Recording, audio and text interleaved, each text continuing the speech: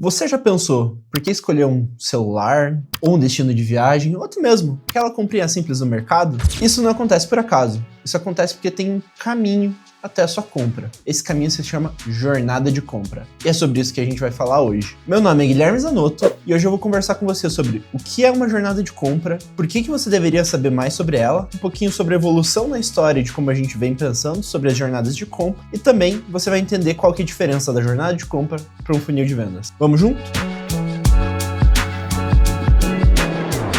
Para você entender um pouco melhor o que é uma jornada de compra, vamos utilizar o exemplo de um plano de viagem. Você não simplesmente pega e compra as viagens e aparece no lugar. Pode até ser que você faça isso, mas o mais normal é que você não faça. Normalmente você vai pesquisar mais sobre os lugares que você quer ir. Depois que você entende quais são suas opções, você vai procurar entender quais são os roteiros da sua viagem, qual que são as estadias, qual que é o preço disso, qual que é o preço daquilo, até que você vai ver então mais passagens aéreas, ou passagem de ônibus, ou qual que é a melhor rota para você chegar lá com o seu carro, e assim por diante. Então, normalmente, você vai fazer vários passos, né? Você vai cumprir várias etapas até você entender se aquela viagem é para você ou não é, e se você realmente tem que fazer as compras ali envolvidas com aquele roteiro que você desenhou. Ou seja, a jornada de compra não é nada mais, nada menos que o caminho que você percorre do ponto que você começou a pesquisar sobre uma coisa até você realizar uma compra. E quanto mais complexa for essa compra, maior a sua jornada. Não é à toa que as empresas estão tentando entender cada vez mais sobre esse caminho que a pessoa faz até a compra. Entender cada um dos passos para conseguir entregar uma melhor experiência. E é isso que a gente vai entender agora,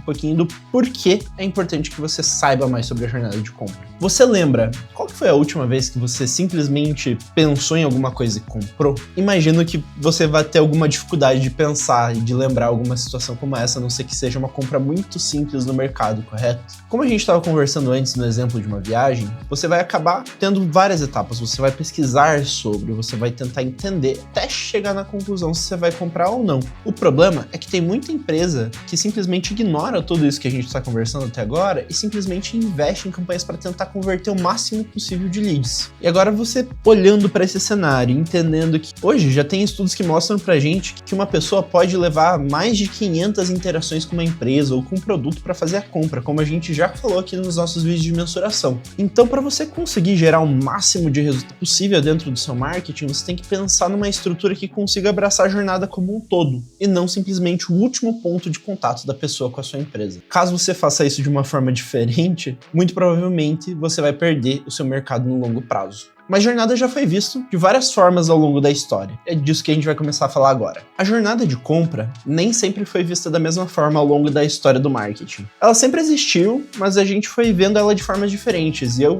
vou dizer também que ela acompanha a forma e a complexidade que a jornada foi ganhando ao longo da nossa história. Uma das primeiras jornadas que foram desenhadas, foram conceituadas, foi pelo próprio HubSpot, que é hoje a maior empresa de inbound marketing do mundo. Na sua primeira versão, o HubSpot desenhou uma jornada com 3 etapas simples: aprendizado e descoberta, consideração da solução e decisão de compra. Naquele momento, a ideia do HubSpot era conseguir mostrar para as empresas que existiam mais de um ponto de contato entre uma pessoa e uma marca e que era importante você conseguir fazer que as pessoas descobrissem aquilo que você faz e que elas considerassem a sua solução então para comprar. Só que isso não durou tanto tempo assim. Aqui no Brasil, o RD trouxe a metodologia do RD lá de fora, só que ela teve que ampliar um pouco o escopo, né? Ela trouxe uma etapa a mais. Então, ao invés de ser aprendizado e descoberta, consideração de solução e decisão de compra, o RD trouxe a ideia de ter uma etapa de reconhecimento do problema, entre a etapa de aprendizado e a etapa de consideração. Por que isso se tornou importante? Porque as pessoas estavam querendo se educar cada vez mais sobre aquilo que elas estavam comprando. Ou seja, elas tinham que entender realmente qual era a complexidade do problema, como aquilo atingia o dia a dia delas. Hoje a gente já vive numa realidade muito mais complexa. E como você pode ver, esses dois modelos de jornadas, eles são pensados de uma forma linear, como se a pessoa fosse simplesmente avançando etapa a etapa.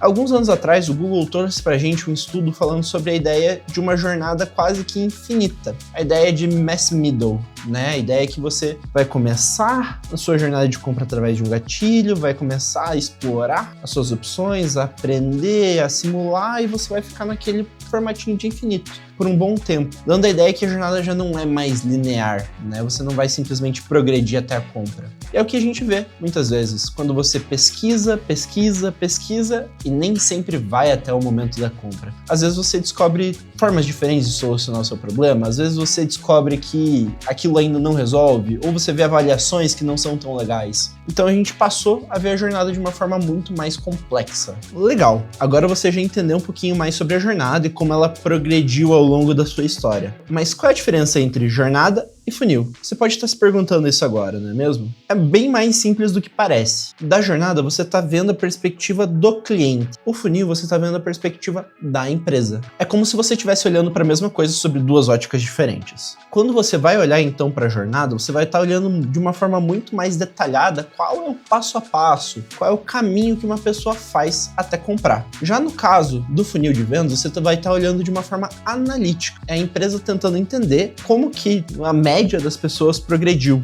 dentro de uma estrutura de marketing que ela tem. Se a gente fosse pensar, né, uma analogia aqui para explicar um pouco melhor isso, é como se o funil fosse um mapa, né, onde você vai ter todos os caminhos possíveis e a jornada vai ser a rota, e que individualmente cada pessoa vai escolher até chegar no ponto que ela deseja. Se você gostou desse vídeo, não esquece de deixar curtida e não esquece de se inscrever aqui no nosso canal. Mas antes de você ir embora, deixa um comentário aqui contando para mim qual que foi aquela compra que você namorou e no final do dia não comprou e o porquê que você não comprou. Por hoje é isso e até a próxima.